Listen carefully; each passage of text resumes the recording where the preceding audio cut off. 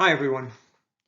This week, we have just the single session, session 1.7, recognizing that you're also dealing with SA1. And to be honest, this session is of such importance that I think it deserves to be called out by itself anyway. One of the most difficult things many of us will ever experience when we go to a joint staff is the idea that, as they say in Washington, the junior captain makes coffee. It will be extraordinarily unusual for any of us when we first go to a joint staff or any large staff to be in charge. And any influence that you're going to have is really going to, as our saying goes anyway, and I think you've probably heard this before, that you're going to have to lead from the middle. And what we want to talk about in this session is ways in which you can do that, some of the problems that you may encounter, and to just barely open a small window into the incredible complexity that leading from the middle can possibly entail. I think General Dempsey gets it. I mean, he understands this when he's talking about Mission Command and how Mission Command relates to the overall world. What he really talks about in this is that if you are going to be successful, and I think he's probably talking more about operational commands here than staff work, but I think it works both ways, is that you need to understand what your boss really wants, and you need to have a sense of trust between you and the boss. And what this equates to is what he has called mission command. And what he says is it's really essential to the conduct of any kind of joint operation, either staff or actual operational work. But in order to develop effective leaders in the joint environment, we need to understand how this will work. And you'll need to understand how it works because it's likely to be very, very different from your experiences on a ship, in a squadron, or wherever. So this is a real busy chart, and I think that you will understand it almost intuitively after you get through the first couple of cells. Incredibly, we still have a lot of folks across the DoD who want to have a world of detailed command in a world that is predictable and deterministic. And if anything of the last 20 or 30 years has taught me that this is likely not to be the case, our overall experience in Iraq, Afghanistan, and any number of other places says that it's probably not true. We live in a world of disorder, and as a result, we have small groups working. This is also true in large staffs. People are going to work small groups for a single commander. If you just look at the structure of a large joint staff, you see that there are a whole lot of general and flag officers in charge of very, very large organizations. And the idea that you can, in fact, have a directive system strikes me as, well, foolish. And if you are unfortunate enough to be assigned to such a command, it's likely to be very, very difficult. We also think that there's a lot of benefit to the idea of structured assessment. We don't go into structured assessment in any real way in this class, but there are a number of structured assessment tools in the world. There are different methodologies.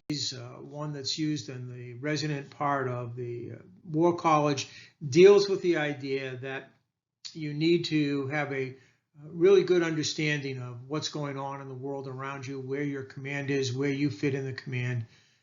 You need to try and assess what needs to be done and why it needs to be done. You then need to decide on courses of action and develop a fairly comprehensive implementation plan as to why that will work. And finally, you need to find ways to make sure that you're actually accomplishing what you set out to do.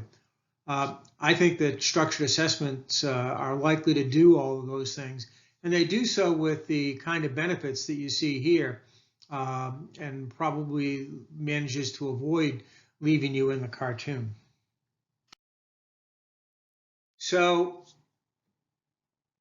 the problem with all of this stuff in any even structured environment or mission behavior is that there are barriers to what we do. All of us tend to look at what we expect to be perceived. I'm often amused. My children are great fans of the Harry Potter books, and I'm astonished every time I type some of this stuff.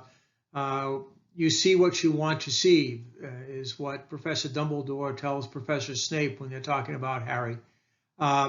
In fact, Snape is never really able to fully abandon that perception.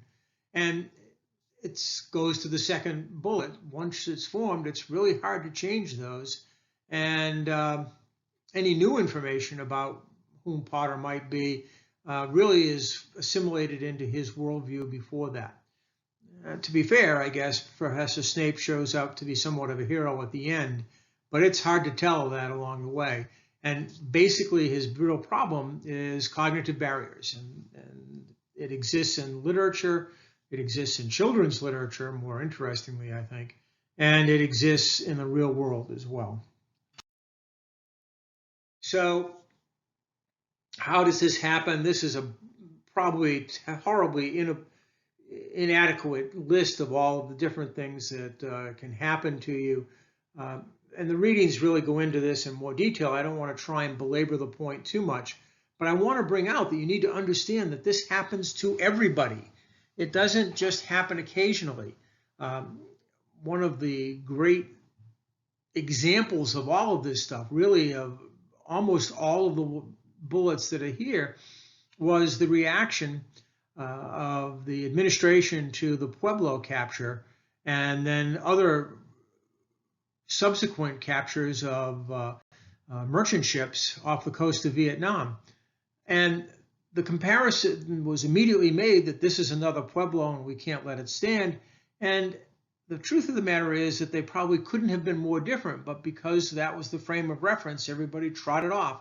And it was extraordinarily difficult to walk back from that. It almost certainly cost more lives than were saved, and left the administration looking rather foolish at the end of the day. We talk a little bit about behavioral economics. We don't expect you to become economists, although some of you probably have spent some time studying that. Almost all of you will be familiar with the term of the invisible hand of the market, which basically says that in aggregate, people will behave in ways to maximize their own personal benefit. And what behavioral economics says is, wait a minute, that's probably not so. That may happen sort of serendipitously in the law of averages over a large population base, but it doesn't really happen on any individual place. And we need to understand, especially as we are working within a staff or a comparable joint environment, that the people we're dealing with are not necessarily going to be calculating. They're not necessarily going to be rational. They're not necessarily going to be objective. And in fact, they are likely to be the opposite of all of these things. And if we don't understand that and deal with it, then we are likely to be less successful than might otherwise be the case. Almost all of you use heuristics, rules of thumb, shortcuts, and you use them to try and make your decision-making process a lot easier. For example, I would bet that those of you who belong to Navy Federal Credit Union didn't really explore the possibilities of other credit unions that might have served you better. This was the one that everybody used, and so it's a shortcut to a great organization. Now, I've been a member of NFCU for well over 30 years, coming up on 40 years, actually. So I believe in it, but my point is I've never questioned it. I just have a shortcut of when I have banking needs, that's where I go. And I rarely bother to check out whether there's, in fact, a lot better organization that might serve my needs. I'm doing well enough. And a heuristic basically allows you to behave that way. So I now want to just go through. This is a huge list. If you're interested in this, print it. It's available in the readings as well. Almost any of these are going to be a major impediment to being able to accomplish what you want to accomplish on your next tour. Some of those are really obvious, and some of them are really, really difficult to figure out. The Dunning-Kruger effect, confirmation bias is really, both are really important to you as you go forward, and you need to try and find ways to suspend belief. None of us are as good as we think we are, and all of us have biases which lead us to believe that we know what is best and what the real situation is. In point of fact, it's almost never true. So on the left, I've tried to list ideas. This is comes back to the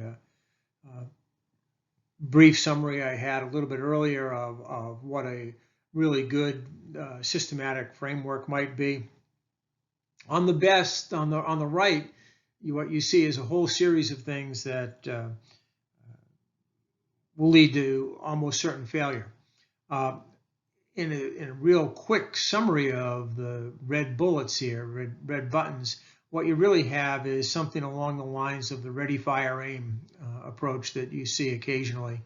If you've worked in an environment of engineers all your life, you can begin to see this almost always. Engineers as a class of people have brought us marvels beyond belief. But there is a tendency to jump right in and solve the problem without bothering to figure out what the problem really is or what the alternatives might be. What I often told folks when they first came to work for us and when I first had to try and address the issue of what I'll call charitably overeagerness is that you almost always would save anywhere from 3 weeks to 3 months of implementation for every extra hour you spent in trying to figure out what was going on, the framing of the problem and gathering intelligence. It was truly amazing to watch people come to realize that and to behave along those lines. Okay, when you come to a major staff, you are going to be charged, or I expect you will want to try and accomplish something so that you can leave your mark. As an 04 or an 05 coming to a major staff, that's not easy. And so I'd like you to sort of print this out if you can and remember it, because without going through these steps, I do not believe you can really be successful. And you're going to come back again and again to the idea that people need to understand that your new approach, your new idea is really important. There's a sense of urgency about trying to do that, and you're going to have to get some of your buddies, people who think like you, to go along with it so that you can get a vision of what's going to happen, and that will allow you to get some actions, to undertake some actions that will lead to wins that demonstrate that you are correct, so that you can in fact consolidate and leave your mark at the end of the day. It's really, really hard to do. And if you, again, just try and plunge right in and wade ahead, you're likely to encounter more enemies than you ever thought could have existed. We talk about different kinds of power, and the readings talk about different kinds of power, and they're important for people who are leading from the middle. I think that as you look at all of these, you can understand what they might be, and I think that the reading does a really nice job of trying to talk about it. But if you are leading from the middle, then some of these simply don't apply. You don't have much in the way of coercive power. You probably don't have much in the way of representative power. What you almost certainly will have are both referent and expert power and the power of information. And these you will have gotten as you have moved forward through any particular assignment. So that I want you to think about it, because as you try and get any of your programs through the staff, you need to understand what kinds of power you do and do not have, and perhaps most importantly out of all that, to recognize that you are not powerless.